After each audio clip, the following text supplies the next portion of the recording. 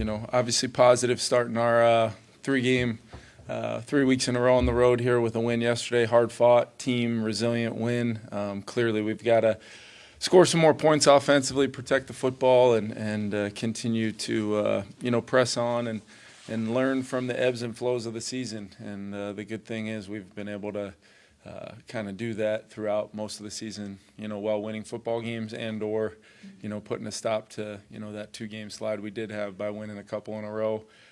Got to continue to get better. You see it just watching games around the league. Every single game is its own unique thing. It doesn't matter who's played who, what it was like when that team played this team.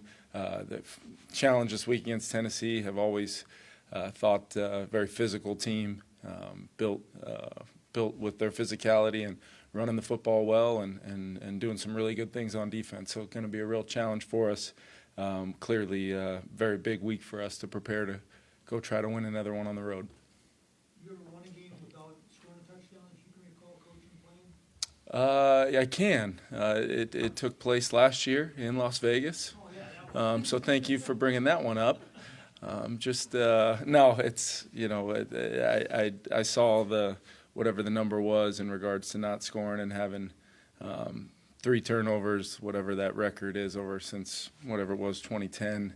But I just think that speaks to, kind of the resiliency of the team. Winning on the road is always hard, no matter what, even when you play a lot better than we did yesterday, especially offensively. I thought our defense, outside of really one drive, was phenomenal all day long. And the specialists, new guys, welcome to the party and having a huge impact on the game. So we'll take it. We still got our 7th win. We still went 1-0 yesterday with a whole lot of stuff to clean up.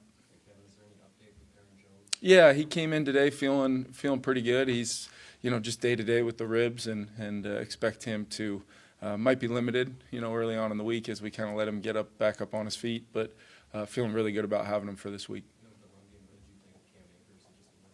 Yeah, I thought just across the board with that amount of volume of carries for Aaron, Cam finding some space in there on some runs and showing some really good vision and really 2 weeks in a row now doing that for us was really big. And then I thought Ty, you felt Ty coming in the second half there and you felt some explosiveness getting downhill and that group as a whole was a real positive for us on a day we needed to lean on the run game a little bit more than maybe we have up until this point. And I was really proud of the way it was kind of a physical, kind of grinded out 3, 4, 5 yarder kind of day. We didn't really have any of those big hits that maybe take that to a really, really significant day. But for the most part, those guys all did a lot to find the space in there. I thought we were physical up front. Against some good edge rushers, and they got some, Armstead and some guys inside that can be hard to run it against. Josh Oliver was phenomenal again. TJ showing up as well, both in the pass game and in the run game. Those guys were really impactful. What were your impressions of Sam after having watched the tape back? Just in terms of decision? Yeah. I think it's a little bit of everything, Ben. I think there's some footwork things that as you get into the meat of the season, you start, you got to make sure you're on top of just every little detail of what is the play, where are my feet and eyes supposed to be, and how disciplined are you despite how the day is gone. And I think it can be a really good learning lesson for Sam here in our system of just continuously trusting your feet and eyes and let them be, your barometer for how you make certain decisions. And I thought there were some things execution-wise that could have been better around him. But as a whole, offensively, got some chunks in the past game for a game where the entire game plan really was predicated on not allowing those things to happen and really trying to frustrate our guys outside. I think that's why our tight ends, whatever they were combined, 12 for 124 between those two guys. There's a reason for that, and I still think there were some ops though that we can either be more accurate to the sideline on some throws.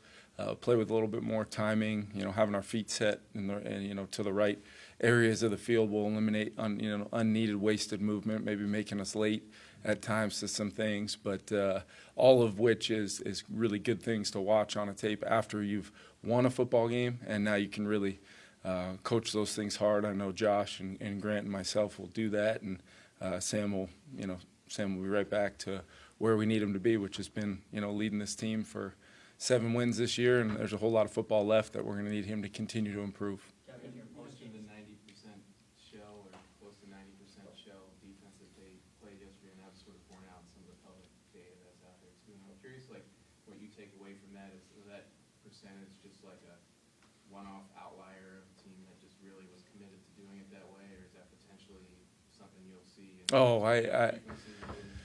Yeah, I think we'll definitely, we see it most times anyway, Kevin. You go into a game, whether it's a 50-50 split, whether it's a situational D&D split, hey, second and 3 to whatever, this is a highly likely chance percentages-wise that you're going to get this. We don't particularly get that. So I think that's why stacking some runs and just putting the ball in play. I think some of our efficiency of being able to have drives of, I think we had 4 of 10 or 12 plus, whatever it was some of those completions and run after catch underneath what was a significant amount of coverage at the intermediate and deeper levels.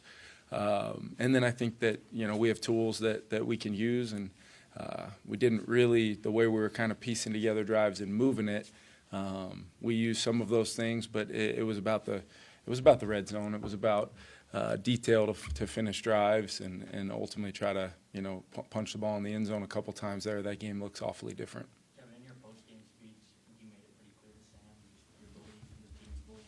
Did you feel like he needed to hear that? No, not at all. I mean, it's just, I really, in those moments, I don't think about those things ahead of time, and I certainly wouldn't have thought about that ahead of time of not scoring a touchdown yesterday. So it's one of those things, we're just in the moment. I'm speaking from the heart and what I really think and believe, both the good things that allowed us to win the football game and the foundation of our belief in one another. It would not be as authentic if an opportunity like that made us change the way we think about everything. But at the same time, I think it's important we look at it with a really close eye together and make sure that we, anything that can be coached is coached, and we hold that standard. And at the same time, areas where, I can help Sam, because there's plenty of those too. So I think it's just a matter of making sure full transparency to our team, even though it ends up being much more transparent to just the folks in that room every single week. But it is important for everybody in that room to hear me say that, not for any other reason than it's the truth. How much were you reminded, Kevin, of just the difference maker that Hawk is? I know you just touched on it. Yeah, I mean, those third down catches, work in the intermediate area, the big 26-yarder where he got in the middle of the field against man coverage, where so much was kind of predicated to where Justin was and how the split safety man coverage was being distributed. It was kind of an on-the-fly, not a creation. It's a base part of what we do, but not one you would find living on the call sheet anywhere, that we kind of talked about and wanted to get TJ going that way, and just great execution, throw and run after catch for sure. You talked a lot about the response, like for Sam especially. Mm-hmm. Turnover. What's been your read on that, on how he's done that?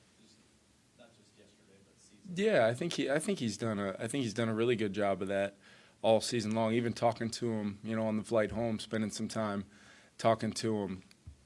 He's in a great headspace. He's ready to go to work. He's ready to, really diagnose, exactly the what and the why of kind of what took place and how we can be better. And that's why I feel really confident that we're going to go to work and improve. Kevin, in terms of walking back to the party, we know that it's great to have a kicker that's ready. Yeah. But to handle that mental pressure of never kicking in an NFL game before and then get all 4, how does that impact you? Yeah, I told him before the game, I said it the night before the game in front of the whole team that we all had confidence in him, and you're going to go do your thing. It's just the same old thing. You've done this 10,000 times, but now you're going to be doing it to help the Minnesota Vikings win, and that's exactly what he did. Really proud of Park for sure, and we're going to need him here a time where we're not going to have Will, and we're going to kick field goals, and we're going to try to take points when we can get them. And I think he's off to a great start. Cashman was back yesterday and obviously played pretty well. Ben Ginkle had a stat. Do you find that when you've got, in case you have a big play, Yeah. when you've got everybody, does that make you that much better because you're fresh all the time? Or you just talk about that linebacker group. Yeah, I think having those guys back in there was just a charge of life of what the original, you put all those puzzle pieces together, the original plan, you see it coming to fruition where maybe guys aren't being stretched or stressed outside of their real roles, which are really versatile. But when you can get kind of that sweet spot of guys doing the things within the defense and pairing it all together with the disguise as a group of 11, snap counts, even along the D-line, even along the linebackers, those edge players kind of looking where, there was only 40-something plays in the game that they played, so you really don't worry too much about that, but they were getting on and off the field and giving us more ops offensively. So I think Cash told me at one point he felt like he hadn't even broke a sweat, and I said, well, that's a really good thing because you're playing really well. So I'd prefer that this keeps going, and he was great just having him back, green dot, communicator, IP, flying around doing his thing, and those edge players when they get an op like they do in situations like that feel really good about that coverage and rush, kind of getting married together and working well together. Sounds like Cam Robinson was playing with some fire. Yeah. Just what you see from his return and playing well. Yeah, it meant something to him. Clearly, you spend that much time there. It was an emotional kind of exciting day for him to go back there, and I think he was really happy with getting the win.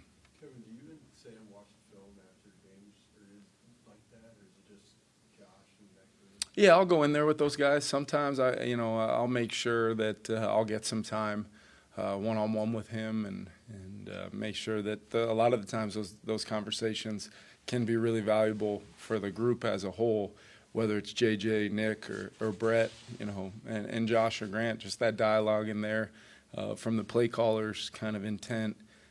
Hey, so, they had really gone to this kind of coverage. This is why I'm calling it. Did you know that at the time? Did you not? What can I do to communicate more? Am I communicating too much? I mean, it works both ways. You want these guys to be able to play and be prepared. They are really, really well. Josh and Grant do a great job.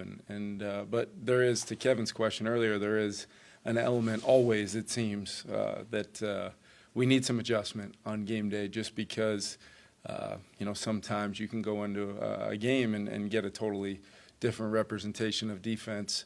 And that's where you got to be, flexible enough to do that in the pass game, and you got to be willing to commit to the run game and then convert some third downs, which we're able to do. And the number kind of, with the way kind of the game unfolded at the end. But I thought we were at a good place in the pass game, converting third downs for a while. We, had some obviously in the red zone that didn't get to where we want. Had one conversion that they called Cam for, being in the backfield without really warning. So.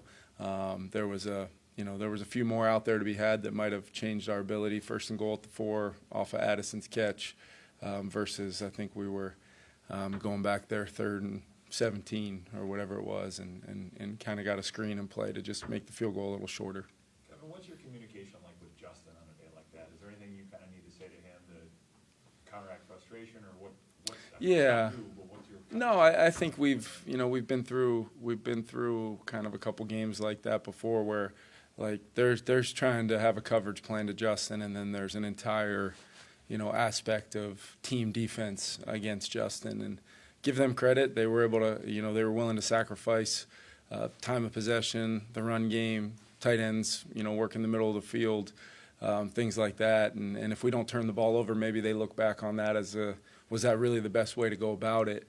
I don't think we necessarily, there might have been some, maybe one, pressure, but outside of that, it was very, very much, hey, we're gonna play this game the way we decided to play it and keep it close, which they did, because we made some mistakes, and I think when we can punch the ball in the end zone, Ben, and force them to have to think about the way they're playing, because that's happened too. There's been many games where that kind of philosophy shows up, and we're able to get a lead, and then that whole game kind of shifts and changes from how you're trying to call it. But yeah, to answer your question, the dialogue's always ongoing, and he's such a, heady, smart player. He understands kind of what's happening. You can always tell by the way he, comes out of a cut and he's double teamed, or he's had a guy bumping him in a safety over the top, and he looks over his left shoulder and sees Josh Oliver running down the middle of the field, or TJ winning on a cut over the middle, and he's excited as anybody. He just wants to win. He's ultimate competitor, and love everything about him. Thank you, guys.